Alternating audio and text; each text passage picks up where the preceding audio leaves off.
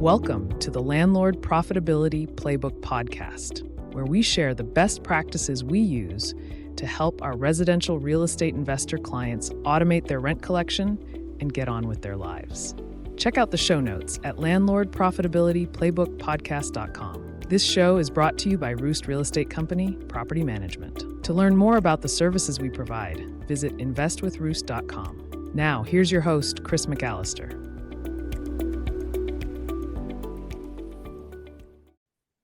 Hello, everyone, and welcome back to the Landlord Profitability Playbook podcast. I'm Chris McAllister, and it's my job to create and coach business opportunities and strategies that support and add value to the lives of residential real estate investors. I'm here today with my podcast partners, Lacey LeBlanc and Gretchen Mitchell, and today we're diving into part 10 of our 12-part series called What to Expect from Your Property Manager. And our topic today is about fees, and specifically, what fees do property management companies typically charge their clients for their services and why they charge them? So, good morning, ladies. Good morning. Good morning. Hot topic this morning. Everybody's got fees on their mind. I know we do, and I think our owners do as well. So, just as sort of an introduction, managing rental properties is a complex and demanding job. It requires expertise, diligence, and a keen understanding of both market conditions and tenant relations. Property owners often feel overwhelmed by the various fees associated with property management, and they sometimes perceive them as excessive or unnecessary, or in some cases, they consider them to be junk fees. But no matter how you feel about it, a well-structured fee system is essential for delivering quality service, maintaining properties, and ensuring a seamless rental experience, not just for the tenants, but for the owners as well. So in this episode of the Landlord Property Playbook, we're going to break down common property management fees and the tasks that are associated with those fees. And we're going to clarify what owners should expect from their property managers and highlight how these fees contribute to effective oversight. And hopefully by the end of this hour or so, you'll have a clear understanding of why these fees exist, the value they provide, and how to ensure that you're getting the best return on your investment. That's a lot, huh? Well, you know, time is money is the way that I'd like to start this out. And in a lot of cases, I think when property owners think about it, they think about it very simply to start out with, which is it my time or is it your time, right? They're paying you for their time, but so much more goes into determining these fees and coming up with a value for what you provide. And so I'm excited to dig a little deeper into those because I think the more folks understand that it's not just swapping your time for their time or vice versa. There's a lot more that goes into it, and how much more efficient it can be. Then, I think that it'll make a lot more sense for folks. Well, at the end of the day, what we want to have happen is that our owners make more money. They get a greater return on their investment from their portfolio, having us as a trusted partner than they would if they were going it alone. So I think that's ultimately what we're trying to get to. But I got to tell you, owners, including myself, I still have about 30 doors that I own that Roost looks after. And I got to tell you, I think all of us are feeling a little nickel and dimed, hopefully not by Roost, but just by life in general. So, Disney Plus, I feel nickel and dimed by Disney Plus and Amazon Prime. We pay a fee for everything, to get our groceries delivered, to watch TV. So don't get me started. They charge me like $3.21 now for something on Disney or on Amazon Prime. I still don't remember what it is, but I get that in addition to the annual. And I did the Disney bundle, and suddenly it went up. And let's not go down that road. That's a whole other project. So I don't think any property manager intentionally angers their owners, and I don't think Disney or Amazon intentionally angers their owners. Maybe they do. I don't. That's a conversation for a whole other day. They feel they can get away with it, but nobody wants to anger owners with junk fees or unexpected charges. I know Gretchen and I certainly do not, and we don't want owners to feel nickel and dimed, and we certainly do not want to charge any fees that could be perceived as a junk fee. But that being said, it is entirely acceptable to expect your property manager to explain their fees, to you and what you can expect in return for paying those fees. So we see the question in the title of this episode, what's this fee for? As an opportunity to articulate the value we provide to residential real estate investors and to help educate all investors who want to hire a high-performing management team on how profitable property management businesses operate. So these are challenging times. I don't want to start off with giant gloom and doom, but I don't think this is breaking news. Everything is getting more expensive, and this trend is unlikely to change anytime soon. I mean, as Gretchen, we've been absolutely focused on profitability for the past 6 weeks or so coming into the new year. And the reason is if we're not solidly profitable, if we can't continue to attract great people, reinvest in the business, take care of our owners, and make a profit doing it, we're not going to be here for the next 2, 3, 4, 5, 15, 25 years, whatever it's going to be. So profit matters to our owners, and profit matters to us, and it should matter to whatever property manager or property management company our listeners choose to hire. But rehab and maintenance costs alone have more than doubled over the last 3 years, and those are going to continue to climb. Interest rates remain high if we've got owners with adjustable rate mortgages or lines of credit. Those interest rates and fees remain high. It's making it tough for owners with mortgages or all owners tied to mortgages, or especially loans that are tied to a Fed funds rate. Insurance is another issue altogether. It's going up every single year, whether we're in a hurricane area or a fire area. Quite frankly, we all feel the effects of this seemingly endless parade of natural disasters. And Lacey, you're still coming out of this in North Carolina. Yeah, it's just the housing market where we are is disastrous for a lot of different reasons. But it does have folks really in that kind of fight or flight stage where you're just not sure how things are gonna pan out, so you want to play it super safe. But at the same time, you want to maximize your income at a time like this. So it's, yeah, challenging is definitely the right word for it. But we're definitely seeing all these disasters show up in our insurance rates all over the country. On the plus side, rents have been climbing, but these rent increases often come a little too late, right? So market rate rent reflects the single moment in time, and that increase may cover last year's costs, right? So, your trailing 12 months costs, but that rent increase based on this moment in time doesn't anticipate next year's cost increases, right? Right. So it constantly feels like, we do have some ability to raise rents. All of our owners do, but it feels like it's never quite enough, because as soon as that annualization comes, or a new tenant, or we do sign a new lease, rent increase, whatever, it feels like within the first couple of months, all that extra hoped for cushion is essentially used up. So it's almost impossible to command a rent increase that accounts for the past 12 months while also anticipating the next 12 months of inflation and still be at a competitive price in the marketplace. From the perspective of your property manager, I know we feel like this. They're likely treading water with not a lot of organic top line or even bottom line growth since 2021.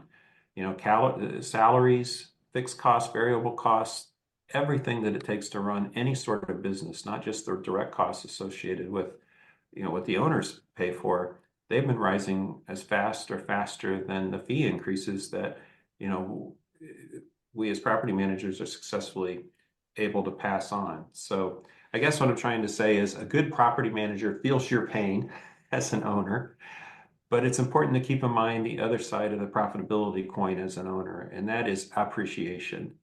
The value of our rental properties since COVID have just absolutely skyrocketed the last few years. And in almost every single instance I've looked at, including my own portfolio, the amount of appreciation we've enjoyed that at some point we will harvest, right? Whether in terms of a new mortgage or selling the property of some sort in the future or what have you, that equity has gone through the roof the last few years. And if you really take a hard look at it, or even a quick look at it, you'll find that what that property is worth today versus what it was worth prior to COVID has more than made up for the short-term losses that this turbulent market has wrought. So what should you expect from your property manager?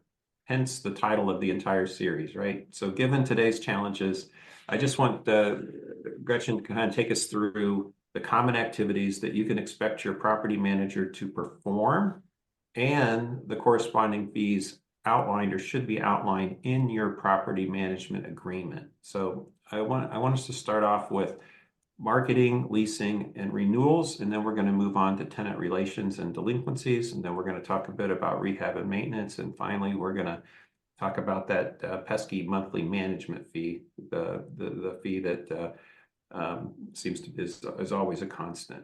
So Gretchen, so let's just talk a little bit about what are all the things, because I think it's helpful to just list them once in a while and review. What are all the things that go into marketing and leasing? So there's a handful of them. So there's a process in place when a property is rent ready. We walk the property, make sure it's okay, get the pictures, we advertise them on things like Appfolio and Tenant Turner, and it pushes out to the other platforms like Zillow and apartments.com. A lot of photos go in there, a lot of market research to see what's the best rent.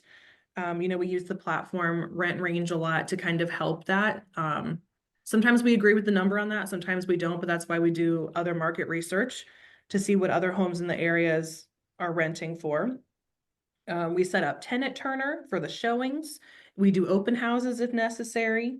And then once we get those applications in comes the screening, and we have a lot of steps when it comes to the screening. We do the background checks. We call the current landlords, the previous landlords. We have to make sure they turn everything in for the application, 3 full months of pay stubs. Did they fill out the application fully, correctly? Is it legible? There's always some questions that we have, so working the applications does take some time as well.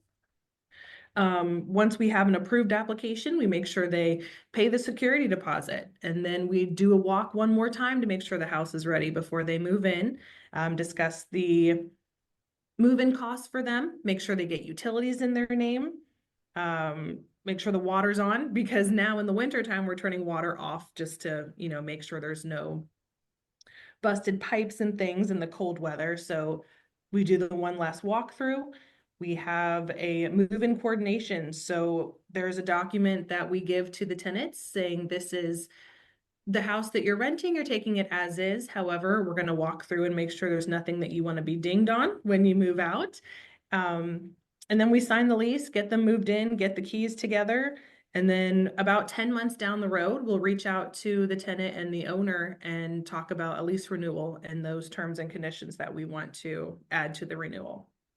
There's a lot that goes into the marketing and leasing. There is. It's huge, and it just makes me tired to hear you rattle all that off. It's a lot. It's the day to day.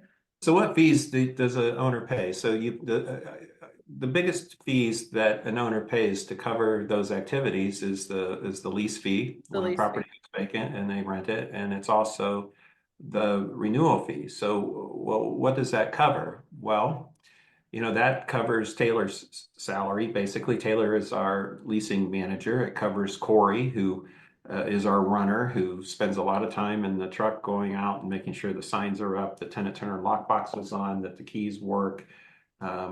If there's a complaint that comes through from tenant turner from somebody who walked through the property, or he goes out and he makes sure that that's being taken care of. So it covers that salary as well. It's also supplemented by Marcy, and Marcy is our tenant relations person who fields every incoming phone call, but probably half of her calls are from applicants that are interested in one of our rental properties. So that lease fee has to carry a lot of weight, right?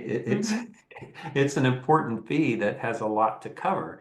And on top of that, it has to cover the cost of tenant turner, right? So that's hundreds of dollars, $1,000 plus a month. It has to cover all the Zillow advertising. Zillow's probably for our 1,000 doors or so is roughly $700-800 a month. Maybe in the springtime it's more than that. It covers underwriting. We use a company called Babco that probably runs another $800 a month to make sure we do a thorough screening.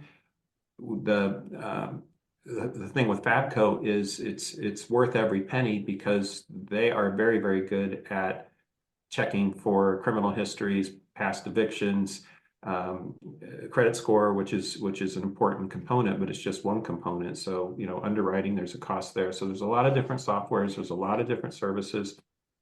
And some of that is covered, in the form of application fees that we charge. And again, the rest of it is, our goal is to cover the rest of it with the lease fees we charge our owners and for the renewal fees that we charge our owners. So it's a lot. It is a lot. All right, let's talk about tenant relations a little bit. So these are some of the activities that you should expect to have your property manager or prospective property manager be able to speak to. So these are the activities. Gretchen, why don't you give us some of these activities that we classify as tenant relations activities? Sure. Rent collection, making sure rent's paid on time, make sure late fees are paid. Lease enforcement. So if you have noisy neighbors, pulling out the lease, talking to someone, hey, remember your peaceful enjoyment of the neighborhood clause. We talk about those things. We do walkthroughs if we need to. Any tenant that calls in really with any issue at all, maintenance, or like you said, general inquiries about homes we have, going to eviction court even. Marcy's been doing that for us, and sometimes we can make agreements with tenants, sometimes we don't. Payment plans if we can. And even just dropping off those eviction notices takes some time too. So tenant relations is a lot of day-to-day tasks once a tenant obviously is in place, but every day is different with those. Every phone call is a little bit different. So you have to get creative also in your solutions. Yeah, well, Marcy's amazing on the phone. I mean, she relates to the tenants at whatever place they're at, and she's great at that. But tenant relations encompasses a lot of stuff, and we've got to be front stage and in support of those folks that are paying the rent every month. So, like you said, rent collections, set up and manage online payments, late fees. Direct deposits, there's a cost to all of those that your property manager is going to incur. Lease enforcement, ensure the tenants comply with the lease terms, and including noise issues that come up, pet issues that come up, or maintenance issues. All communications that come through. We have to go through and we use our Appfolio to do this, but we have to track tenant payments. We have to flag overdue accounts immediately. We have to be able to provide multiple payment options for tenants, whether it's online or a money order or ACH. Your property manager should also have a system in place there, with us with Appfolios, we can set it up to send out automated reminders about due dates and things like that for rent, and to remind people that they still have a balance outstanding. Payment plans, like you said, now I think as a rule, Marcy obviously doesn't negotiate payment plans. Gretchen, you sign off on all of those, and in most cases that's in consultation with the owner, of course. But those 5 to 10% of the people that pay late, take up the vast amount of Marcy's time, your time, and most of the costs associated with management. And of course, going through all of this, we've got to document every communication. We have to have a clear record in case we do have to go to eviction court, so we can show, hey, here's what happened, here's the chain of events, here's all the documentation, so we can present that to the magistrate and get a favorable outcome, assuming we do have to go through the eviction process. But that eviction process, holy crap, I mean, 3-day notices alone. Well, and then especially if it's Section 8, there's different rules for that. You have to give a 30-day notice instead of a 3-day notice. And then even Section 8 payments, even following up, sometimes you don't get the amount that you expect from Section 8, and having to work with them to figure out, okay, when am I going to get the correct payment? So Section 8 is a really big one too. Yeah, absolutely. Filing the eviction, coordinating with the local attorney, And then, a lot of times the tenants, after they lose their court case, they don't leave. So then we have to send, our maintenance guys out to meet the sheriff, to do a set out and change the locks and so forth. So there's a lot. So, again, on our team, Marcy's a huge part of that. Shannon in the Springfield office is a huge part of that. Tina, our property manager in Springfield, is a lot of that. And Gretchen, this takes up a lot of your job as well. So how does that get covered? Well, frankly, some of it has to be, covered by the monthly property management fee, but we also are able to supplement that with if we can collect tenant paid late fees, and of course, the eviction fees that we're forced to pass along to the owners in the cases that when we do have to file an eviction.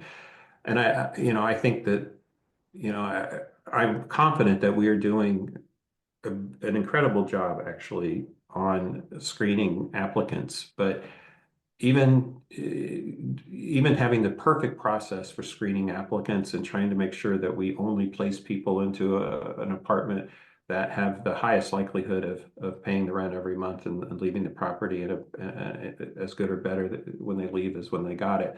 There's still things that happen. Either people sneak through that aren't, the best people, but more normally what happens is life events happen, somebody gets sick, somebody loses a job, and it's not necessarily malicious, but it still sometimes results in an eviction proceeding, and that's why most property management companies, including us, charge eviction fees to the owner when and if that sad thing happens. And it's also important to keep in mind all these things that we're talking about. I have to say that there's more, of course, but these are the primary reasons why people hire property managers in the first place. It's a lot. And to have to deal with that as part of your regular life experience or your regular career, whatever, that's why people tend to hire property managers. So the next section is rehabs or turns, what we like to call turns, between tenant turns and routine maintenance. So Gretchen, why don't you kind of talk through what are some of the services that our listeners can expect to find with a property management company? So routine things like landscaping, in the winter, snow plowing, shoveling, those things have to be set up. Emergency calls we get. Let's see, property inspections. We do a handful of those each month. Finding other contractors, finding outside companies, building those relationships. And then, of course, the rehabs when someone moves out, getting the scope and photos and getting those estimates to get them back to rent ready. Yeah. So we basically have two parts to rehab and maintenance. We have the rehab or turn team, and then we have the routine maintenance with, our, at the moment, 4 W-2 employees that actually go out and visit tenants' houses and take care of things so that when they have a maintenance issue. But it does involve, taking care of the lawn maintenance, like you said, being able to take care of basic HVAC issues, plumbing issues, electrical work, and if it's beyond the scope of our maintenance techs having a cadre, basically a group of third-party contractors that we can rely on that do good work promptly and are fairly priced. So that's a huge, huge part of rehab and maintenance. Emergency repairs. We've got to respond 24/7 to urgent issues like flooding, heat failure, sometimes broken locks, things like that. So that's something you want to challenge your prospective property manager on. This whole thing about third-party vendor and contractor management, anything that we can do, whether it's a turn or, a regular maintenance call to a property, it's going to be done at a better price. It's going to be done faster, and the outcome is going to be better when we actually have our employees do it. But there's times when our employees can't, or it doesn't make sense. Drain cleaning is a perfect example, or a third-party lawn mowing service, or we do a lot of tree work. We'd have to contract that out a lot. A lot of trees that come down. A lot of those. A lot of that. So, hiring, supervising, and paying these service providers. So there's a lot of accounts receivable and accounts payable going on. Property inspections, you said, we always do inspections when somebody moves out, of course. Sometimes our owners ask us to do periodic inspections that they pay a fee for, and we're happy to do that. Sometimes, though, one of our maintenance guys may walk through a property and see that the property is not being cared for, and that raises a red flag. And you hear about that, Gretchen, at the Monday meetings, and we're on the phone with the owner, letting them know that we're going to go through and see what's going on here. But I guess we would call them after we know exactly we got our ducks in a row. But basically, we want to anticipate problems so they don't show up Right. when the tenant moves out, and it's not a huge surprise.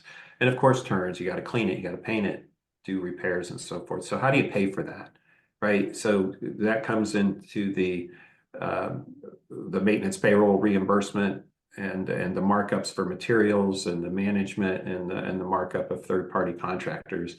I've been doing a lot of research on what property management companies are marking up third-party contractors and so forth, and it's anywhere from 5% on the low side to up to 25% on the high side for a construction management fee or a markup for materials. And don't forget, there's many times, especially on smaller things, where your property manager is going to be fronting their own money from their brokerage business or from their property management business to purchase, materials on your behalf.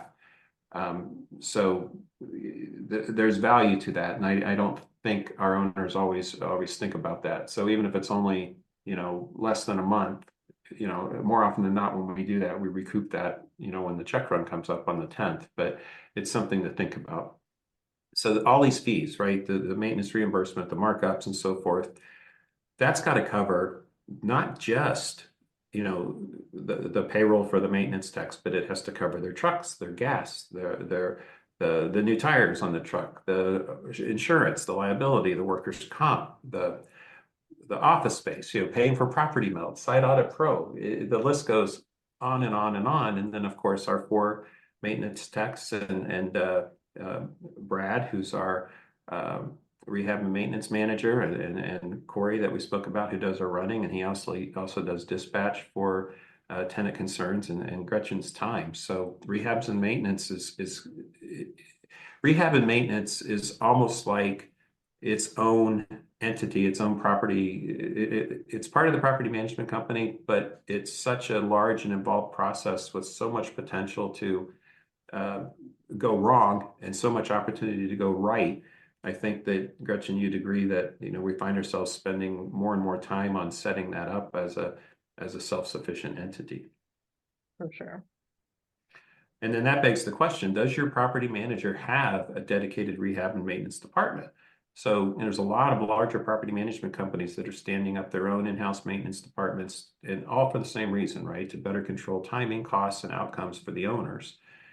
The issue too, why the costs have been, more than doubled since COVID. Semi-skilled labor and skilled labor is in unbelievable demand, especially in markets like where we are in Ohio, where the housing stock is older, right? Most of the houses in Springfield are 100 years old, and a lot of it in the central Columbus as well. So consequently, costs are rising, but so are wait times to get a property in a contractor's queue. That's the other reason why I think it's important for us to stand up our own turn team, because even if we find a contractor who's willing to do the work at a reasonable price, he may not be available to do that work for 30, 40, 60, 90 days. Whereas if we have a dedicated crew who obviously only works for our owners, we can more often than not get that done much quicker, get the property back in service that much faster, and do it at a competitive cost. And when you do hire an external contractor, and I think sometimes owners forget this, like it or not, an external contractor is still going to have to be monitored, managed, and held accountable, just like if they were a W-2 employee. So, it's not a situation where, yes, we have relationships with some of these contractors that have been with you for, 10, 15 years, and they do great work, but we still follow up and do a walkthrough before they get that final payment. Oh, absolutely. We take the original scope that was given to them and literally check off every item. And if it's not done, nobody gets paid until everything on that list is done. But they know that. Yeah. So there comes a point where it makes sense for both the owner and the property manager to handle daily maintenance in as many turns as they can internally, and we're no exception. So please ask your property manager how they handle both routine maintenance and between tenant turns. Gretchen, why don't you take us through the management fee? Oh, the management fee. That is the number one question when I have a new owner conversation. But, the management fee has to pay for a lot of things, obviously. But, we have owner statements and accounting, the owner payments that get paid out on the 10th and the 20th. Tracking the repairs and the utilities, calling utility companies, security deposits, how to collect those, make sure they're processed correctly with the in and out of a tenant. Tax documents, the end of year statements, your 1099s, reserves and flats, we can make sure that owners, we have money set back for some things, legal expenses. I mean, it comes with a lot of things. So, Well, legal and compliance alone is a huge thing. We've got to do all this stuff. And the reason the law says every state except for Maine requires their property managers to be licensed with the state. And the whole legal thing alone, that encompasses fair housing compliance. It encompasses making sure the leases reflect current law, state, local. Our company policies reflect local ordinance and laws that we're complying with the local ordinance eviction procedures. And like you said, every city in which we do business, if we take Section 8, it's a whole different set of rules, right? yeah. Yeah.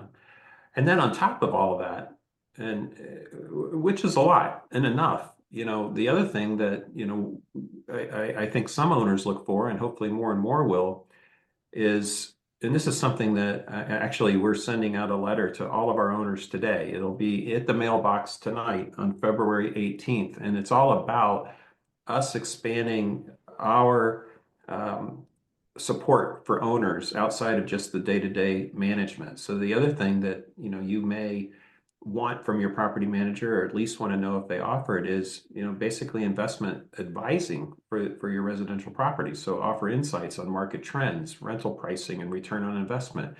Does your property manager understand the numbers of a typical rental property? Do they own rental property? It's one thing to feel your pain. It's quite another to feel your pain and know exactly what that pain looks like on a profit and loss statement. Can they help consult with you on portfolio growth, right? Can they help you acquire or sell rental properties? Can they point you in the right direction for 1031 exchanges and so forth? Capital improvements. We've been talking a lot about whenever a unit goes vacant, and we hate it, the owners hate it. It's a bad thing because money's tight right now. Everything costs too much. And what we're trying to do is give our owners basically two numbers, right? So here's the minimum that you can do to maintain the property, keep it safe, and preserve the rent that you've been getting. So that's one thing, and that's one price. But we also think that if you would consider doing this and this, maybe it's painting the entire place, maybe it's taking care of replacing some older carpet with some plank flooring or whatever. If you do these things, we think that we can raise the rent this much. And if you can spend, I'm going to mess up these numbers off the fly, but let's say you make some upgrades to the property to get it back to the neighborhood standard, and that allows you to raise the rent on the property a couple of $100, right? That $2,400 against even a $10,000 investment is a hell of a rate of return. So, as long as you can, we're trying to get in the habit when we're working with our owners on these turns and potential upgrades, is okay, we need to make sure that our owners can see that if they do this and this to the property, and will that improvement result in an increased rent and a greater and a return on that investment. And I think that's absolutely critical going forward. But again, market analysis and rent pricing, we talked about rent range. We spend a few $1,000s on rent range every month just to get that extra third party data point on top of whatever our local experience is. Custom reports and forecasting. We're working on a really cool thing that I'm excited to roll out next month, and we referenced that in the letter that we sent out today. It's from a service called blankethomes.com that literally takes all the information about a given rental property in our portfolio and sets up an analysis for how it's performing and how it is forecasted to perform in the future. So anyway, that's a lot. I get a little excited about that extra stuff. I guess, Lisa, I've been kind of calling it Property Management Plus. Yeah, exactly. But even with all of that, let's call it extra stuff, right? You talked about how just the basics of the management fee were more than enough. I'm sitting over here listening to you guys list off all of this stuff and thinking to myself, like, there's no way that an individual without a team behind them could even do all of this stuff well, right? So we talk about fair housing, we talk about documenting things, in the event that something comes back up and you need to show that you did things the right way. I just think about all these things. I think about how Nana does it. Yeah. And I just think about how you can't do it really and truly yourself for less than you guys charge. I don't know about other property management companies, but you certainly can't do it well and do it efficiently for Yeah. less than a property manager. So I'm thinking back to the beginning of the conversation where you said we want our owners to make more money even paying us than they would on their own. And as you start to really hear all of this and walk through each and every aspect of it, it's obvious why you guys are able to do that, because these owners are splitting not just the cost with all of the other owners that you service, but also they're gaining the expertise and the efficiencies that you guys have kind of created over this time doing this and knowing what you know. It's all about adding value. That's our mission, is to just add value and be as competitive in the marketplace as we possibly can. So all those things that we just rattled off, that all has to be covered under the monthly management fee. So that includes overhead for the brokerage, liability insurance, errors and omission insurance, licensing fees, rent, utilities, salaries, benefits, work trucks, tools. It's just crazy. And there's not one thing I just mentioned that hasn't increased in price dramatically over the last 3 years. I mean, the software increases that are getting pushed through alone are unbelievable. And, to some degree, we're captive, right? It would take millions and millions and millions of dollars to duplicate Appfolio, right? So once they got you, they got you. Yeah. And the accounting alone, we did a whole episode on trust accounting and commingling and all those things to worry about, ask about ask your prospective property manager about. But who does this cover? Well, in our company, it's got to cover Kelly, it's got to cover Josie, Angela, Jill, our accountant. It's got to cover Gretchen, Tina, Shannon, Marcy, and yeah, I'd like to get a little something out of there myself. So the reality is this fee has to cover a percent of everyone, even as we're doing everything we can to make sure that maintenance covers its own, that leasing covers its own, that renewals cover its own, and so forth. So I've been thinking about it the past few months that everything we do and everybody we employ is a profit center, and every single person has to be able to add value and be able to articulate their value and understand how their services are ultimately paid for. So that's a pretty good rundown of everything you could expect from a property management company. But the other thing I want to touch base on, and again, in the moment, things we're thinking about, there's two kinds of management fees, right? Property management companies basically charge two ways. They either charge a percentage of the rent collected or they charge a flat rate fee.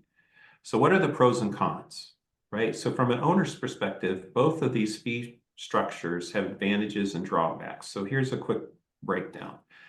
So let's start with flat rate management fee, which happens to be how we approach the business. So what are the pros for the owners?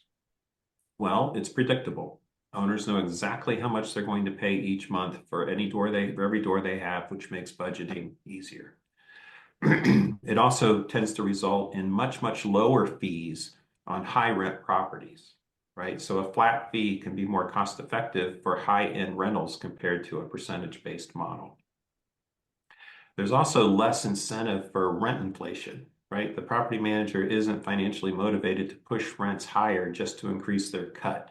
There's a place, there's an equilibrium in every single market, and even in a rent increase friendly market, there's still a cap. And honestly, we're starting to see that cap. We're not being able to push through rent increases like we have the last 2 or 3 years. So on a flat rate, there's no reason for a property manager to push a rent beyond what the market's going to bear, and resulting in the property staying empty an extra month, 2 months, even 3 months, before the owner has to step in and say, look, I think we got to cut the price on this. The other thing about a flat rent, it's full service regardless of the rent paid, right? So whether you've got a $700 unit or a $1,700 unit, you can expect a minimum level of service. So what are the cons? Well, the cons are that you're paying a management fee even if the property happens to be vacant. So owners still owe the fee even if the property isn't generating income, which can be a downside during prolonged vacancies. You could argue that there's less incentive for tenant retention since the manager gets paid no matter what. They may not be as aggressive about keeping tenants happy and renewing leases. I think that's I don't really see that as happening with us, because I just want our owners to know that we freak out as much as you do when somebody moves out. We absolutely do. Because if there's one event that's going to cause an owner to sell their property, it's a vacancy. So we maybe it's a stick more than a carrot, but I don't see that as a con, but I can see how people might perceive it as a con. Potential for less hands-on management if the fat fee, we have a skinny flat fee. If the flat fee is too low, property managers might cut corners on service to maintain profitability. And that, I would say, is a legitimate concern. And I see that in the market all the time. All right, so what about if the property manager charges a percentage of rent collected? And this is a case where that percentage is only charged when the property is occupied, because the percentage is only taken when money is collected. So what's the pro for the owner? No rent, no fee. Owners only pay when the property generates income, aligning the manager's incentives with the owner's success. Stronger leasing incentive. Property managers are less motivated to minimize vacancies and find quality tenants. Let's think about that one. Stronger leasing incentive. Property managers are more motivated to minimize vacancies and find quality tenants. Yeah, I'm not sure that that's necessarily the case. I'd have to think through that one again. Better tenant management. Managers benefit from long-term paying tenants and may work harder to ensure tenant retention. I can see that. Somebody could understand, if I'm getting, 12% of a $2,000 payment every month. Yeah, well, I may be more incented to take better care of them than I might, getting, 12% on a $700 rent. So I can see how that's an issue. And it is a performance-based fee. So the manager does earn more when they maximize rental income, which could encourage stronger pricing practices. And maybe But there's another side of that coin too, right? Like there is. Yeah. I mean, it also can incentivize you to charge more for the property than it's worth, which can lead to rental problems down the road, right? Mm-hmm. It does. And some of the cons for owners doing it this way is it costs more for high rent properties, of course. A percentage-based fee can become expensive, especially in high demand rental markets. It's the incentive to prioritize high rent units over lower rent units. Some managers may focus on the properties that generate the highest commission, and they don't focus on the rest of the portfolio. And less predictable monthly cost. Fees fluctuate with rent amounts, making budgeting for the owner a bit tougher. And there's the potential for fee manipulation in that some property managers may charge a percentage on late fees, pet fees, and so forth as an effort to increase their earnings. So, there's pros and cons for everything. It's obviously more traditional that I think most companies still today charge a percentage-based fee. But which is better? Well, flat fee is better for owners who want predictable costs and have high rent properties. Percentage fee is better for owners who want a performance-based structure and don't want to pay during vacancies. So it can go either way. But let's talk a little bit about how we do it. So because that's all we know, right? So you can use this as a comparison with whatever company you're interviewing. But our mission is simple. We want to provide the best value in property management while ensuring long-term tenant satisfaction. We want tenants that stay there for years, and we have a ton of tenants that have been with us since we ever started property management in Springfield. But we aim to keep good tenants in place for years, helping you maximize your property's potential with minimal disruptions. And our fee structure hopefully reflects this commitment by keeping management costs low, the monthly management fee low, or at least as competitive as we possibly can, while offering competitive rates for the non-recurring services as needed, whether they be a lease or an eviction or a repair or an owner turn. So for us, we want our fees to be competitive, consistent, and predictable. So we charge a flat fee. That's our business structure, and here's why. We, as for your property manager, want more consistent cash flow, and we're willing to forgo what other companies might charge to get that. The downside, though, is we don't get the automatic income. We don't get the automatic raises that a percentage-based model provides with increased rent collections. So we have to be very, very careful and watch our costs closely to make sure that our revenue that we're charging our owner keeps up with our expenses, because when you're on a flat rate, it's not automatic, right? So every time the rent goes up $100, your property manager could be getting an extra $8 to $12 a month. We don't have that automatic raise system set up for us. Having said that, we believe in maintaining as low a monthly management fee as possible while ensuring that the essential services that you need are affordable. So whether you're managing a single family home or a multi-unit home, we want our fee structure to be straightforward and affordable. And we actually have a blog post that we'll put in the show notes that talks about our fee philosophy and also spells out in great detail what we charge. So, and we do charge we charge different amounts in different markets. So Springfield is different than Columbus, is different than Dayton, different than actually Florida and Columbus are about the same. So we charge a standard rate every month for a single home. And if it happens to be a multi-unit building, then we charge a reduced rate per unit on a multi-unit property. Our leasing rates, we charge a full month's rent as a lease commission when we lease a property, and we charge a $250 renewal fee when we renew a property.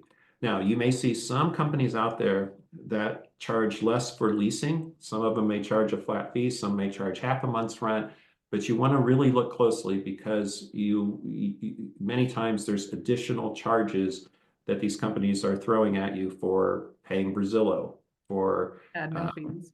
application fees, admin fees, and so forth that they're asking the owner to pay that miraculously add up to darn close to a full month's rent. So just be prepared to ask for any hidden charges and find out about them. So our philosophy on these non-recurring charges is that you pay only when needed, right? The management fee has to cover the day-to-day needs, certain services like leasing, maintenance, or inspections, evictions, those are only required occasionally, right? So at our company, these non-recurring charges, we want to make sure they're priced competitively. Of course, they cover our costs, but are only charged when necessary. This way, you're not paying for services every month rolled into your management fee that you don't really need, and you have the flexibility to address property-specific needs as they arise. So in the show notes, we also have some documentation on our maintenance fees, what we charge for payroll reimbursement, what we charge for markup, inspections, lock changes, and so forth. So all of that's going to be in there, and you can pick that up in the show notes, and you can take that to your property manager meeting and compare notes. One more thing about fees. You can't blame this on Gretchen or anybody else, but we want desperately to keep things fair for our owners. And I think a lot of that anxiety about keeping things fair comes from the fact that I look at my own portfolio and I know what it costs to keep it going. And I just want to make sure that I know that if the fees are reasonable for me, then they're going to be reasonable for just about anybody. But having said that, when we started in Columbus in 2018, the book of business we bought, their fee structure was a flat fee structure, and we kept with that. And later we moved that flat fee structure over to Springfield and Dayton as well. The problem was we didn't raise those fees at all the way up until not 16 months ago, I think was the first time we raised our fees. Yeah, I think it was like 2023 getting into 2024. Yeah, and I tell you this because I think this is something you want to ask your prospective property manager, because their profitability should be important to you, right? So the thing about flat fees from a manager's perspective is we have to be able to raise those fees in response to the costs we incur, because we're not getting it automatically every time the rent collected goes up, right? So it's my job, and we held our fees last year again. I don't know that we're going to do that into 2026, but whatever the competitive number is from a percentage basis, we've got to come in. We have to basically take that annual number, right? That's typical. We have to divide it by 12, and then we have to make sure that I hate to use the word discount it, but that we adjust it appropriately to make sure that we are priced absolutely competitively in the market by providing the very best value. So you want to ask your prospective management company, if they're doing a flat fee, ask them, how often have you raised that fee over the past 5 years? And really, you want to hear that they have. You want to hire somebody who is as close to their business that they understand the profitability, and that there's a good chance they're going to be there. And anytime you see a low fee, you have to expect it's too good to be true. One more thing, and I'll get off my soapbox here, but Lacey, as you said, there is a lot of stuff that goes into automating your rent collection and allowing our owner to get on with their life. It's a lot. And, we're fortunate that we have a certain scale with the number of doors that we look after. And we're absolutely looking to add more doors so that we become more efficient and more profitable as a company. But when you think of somebody an individual licensee who does property management on the side, I don't care, if you've got maybe 10 properties, you can get away with it, and have a life and do a good job for your owner.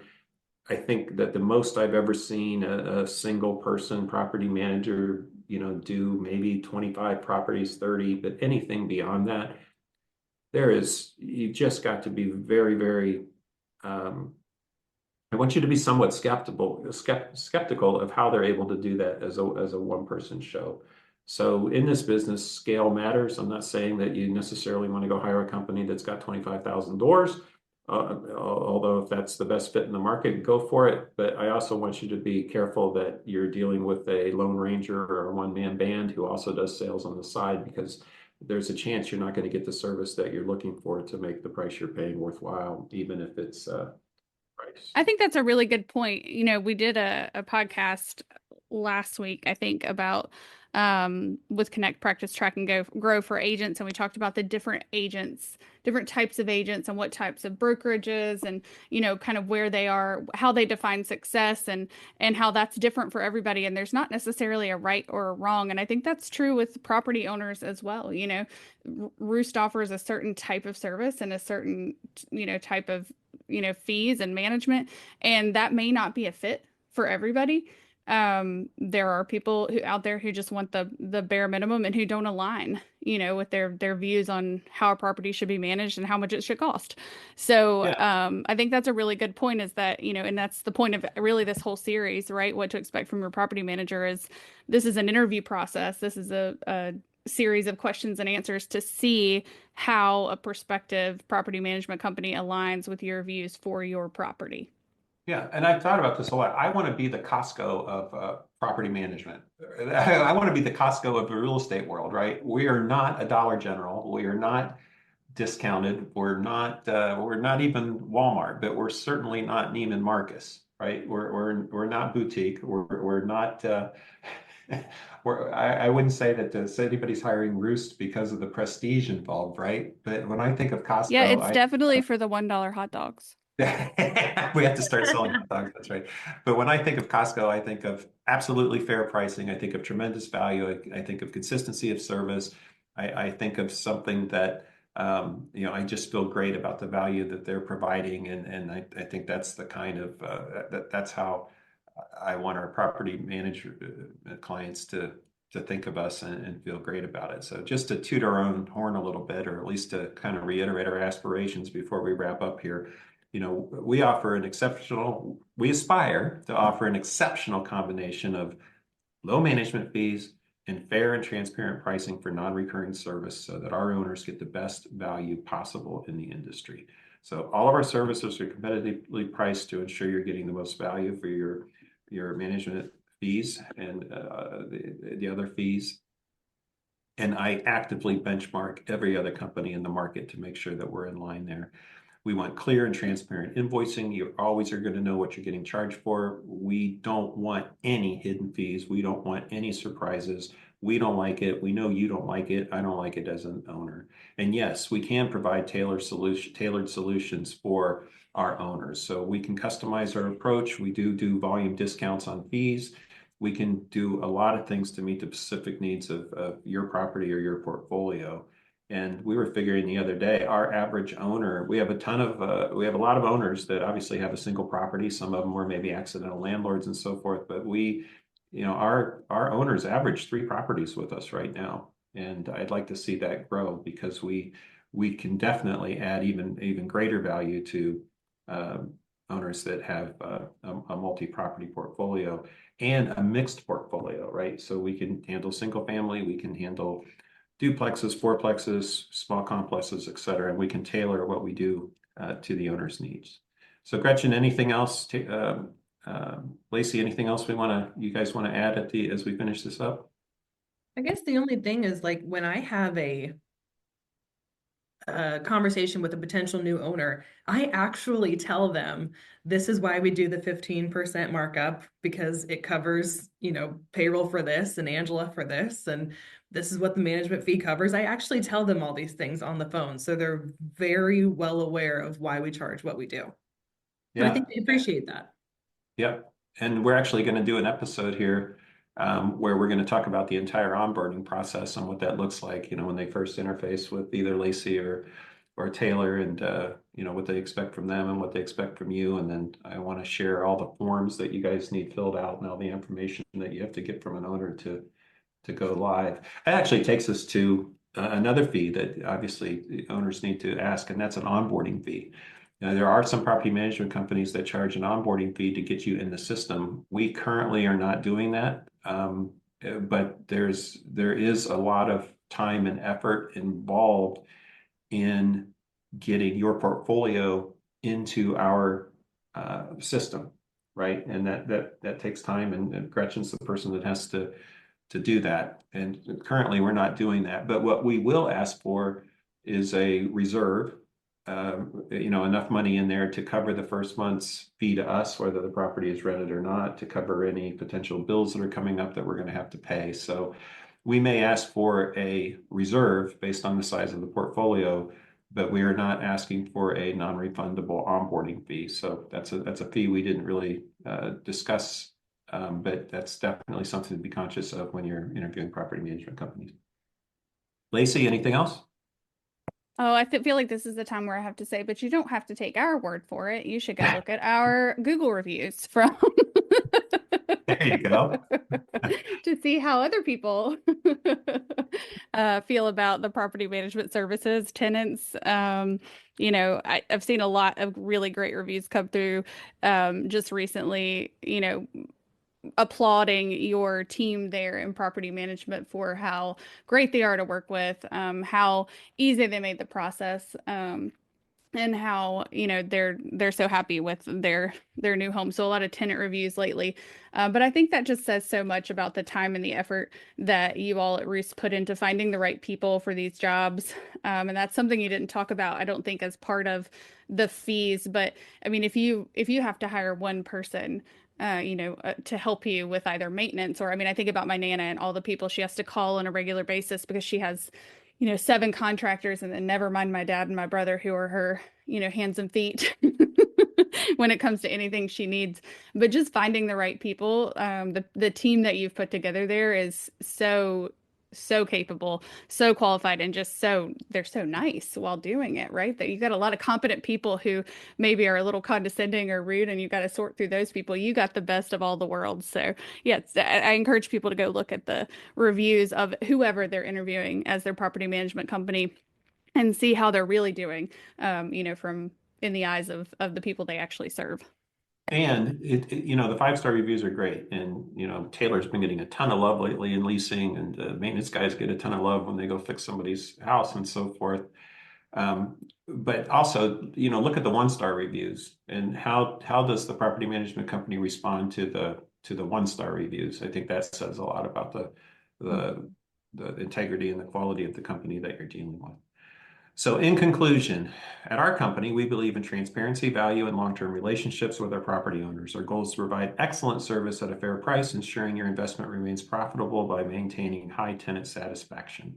And if you're not working with us, this is what you should expect from your property management company as well. So that's all for this week. Join us next time. We're going to go through the property management agreement and the onboarding process that we take our new owner clients through. So thank you for listening. And if you enjoyed this, please pass it along to a friend.